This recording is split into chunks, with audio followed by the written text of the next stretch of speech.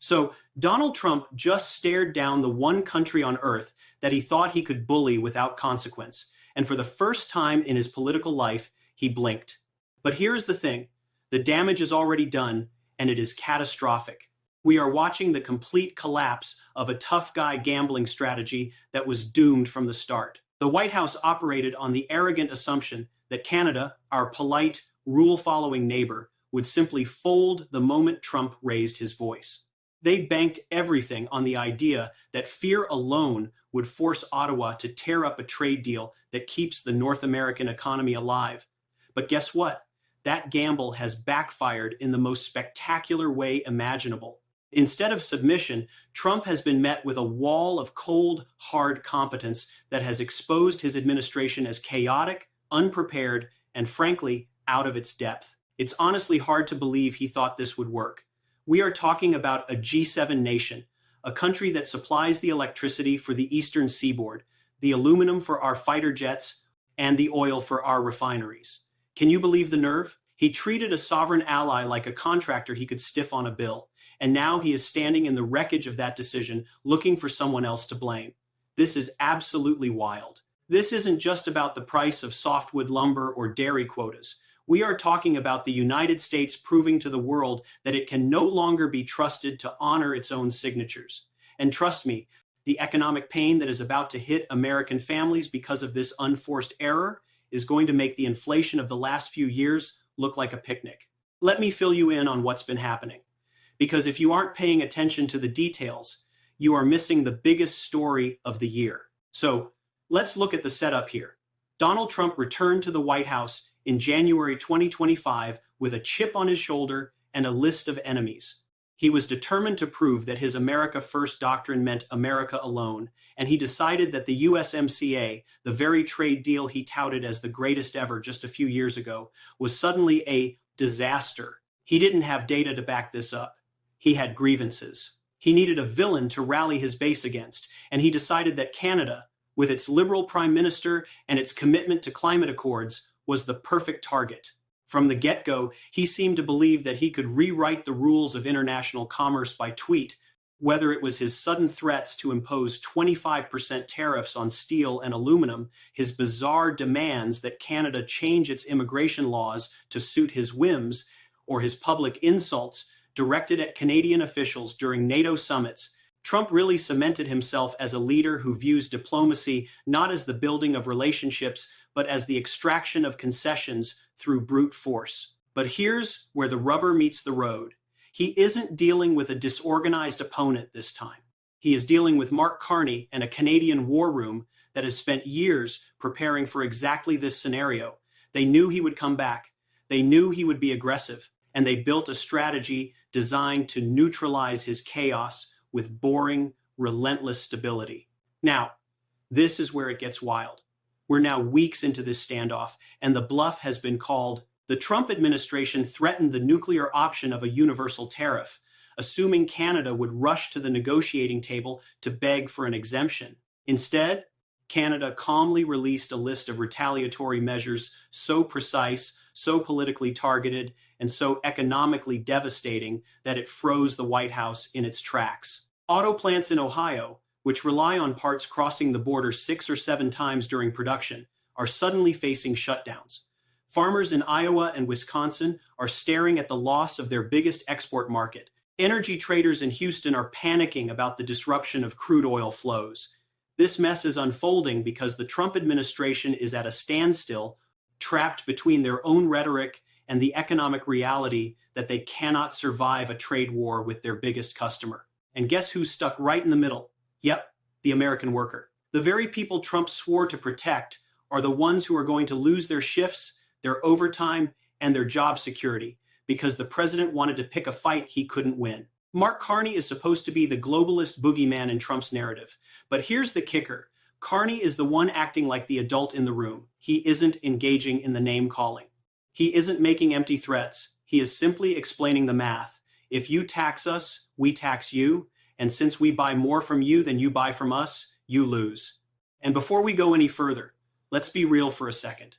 It is deeply embarrassing that the United States of America, the architect of the global economic system, is being lectured on basic economics by our neighbor to the north. But that is what happens when you elect a leader who thinks he knows more than the experts.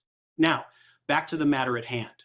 Reports from around late November 2025 revealed just how quickly the situation unraveled inside the West Wing.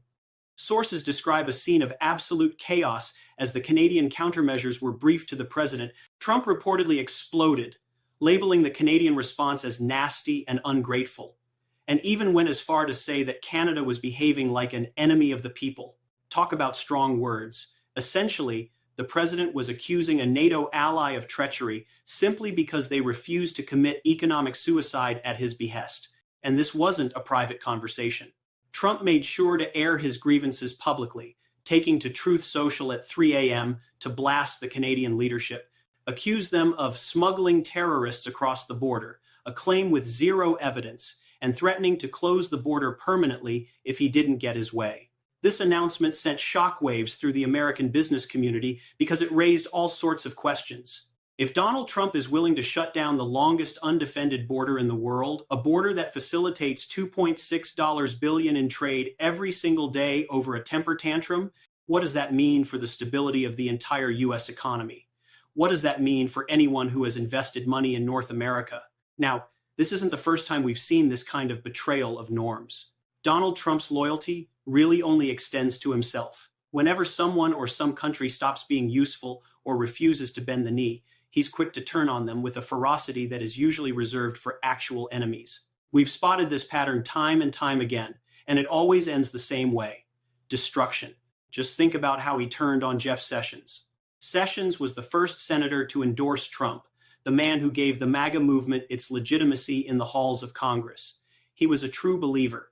But the moment Sessions followed the Department of Justice's own ethics rules and recused himself from the Russia investigation, he became a target. Trump didn't care about the law, he cared about protection. He spent months humiliating Sessions publicly, calling him scared stiff and missing in action, before finally firing him. The message was clear: loyalty to Trump supersedes loyalty to the law. Then there was William Barr. Barr came in as the ultimate shield, the man who spun the Mueller report and intervened in cases to help Trump's friends. He was the most effective defender Trump ever had. But Trump wasn't pleased when Barr refused to seize voting machines in 2020 or declare the election stolen. Barr drew a line at actual sedition, and for that, Trump turned on him instantly, calling him a Reno, a swamp creature, and a coward. The message was clear: you can do 99 things right, but if you refuse to do the one illegal thing he wants, you are dead to him. And let's not forget how he distanced himself from Mike Pence. Pence served as the perfect sycophant for 4 years, nodding silently while Trump shattered norms, defending the indefensible, and lending his Christian conservative credibility to a man who has none. But the moment Pence refused to single-handedly overturn the Constitution on January 6th, something he had no legal power to do, Trump sent a mob to the Capitol that chanted for his hanging. The message was clear: there is no amount of service that earns you safety if you cross him. Even Kevin McCarthy faced a similar fate. McCarthy went to Mar-a-Lago weeks after the insurrection to rehabilitate Trump, saving him from political exile. He debased himself for years to become speaker, promising to do Trump's bidding. But when McCarthy had to actually govern, when he had to pass a debt ceiling bill to prevent a global financial collapse, Trump let the far-right wolves eat him alive. He watched McCarthy get fired and didn't lift a finger to save him. The message was clear: you are only useful as long as you are winning for him.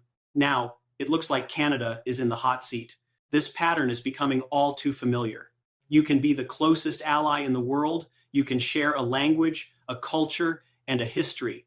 But the moment you say no to a demand that makes no sense, you are treated like a hostile combatant. Trump doesn't want allies, he wants accomplices. And Canada refused to be an accomplice to his economic vandalism. So, what did Canada do to tick off Donald Trump so badly? Well, it all boils down to a refusal to break the rules of the game that the United States wrote.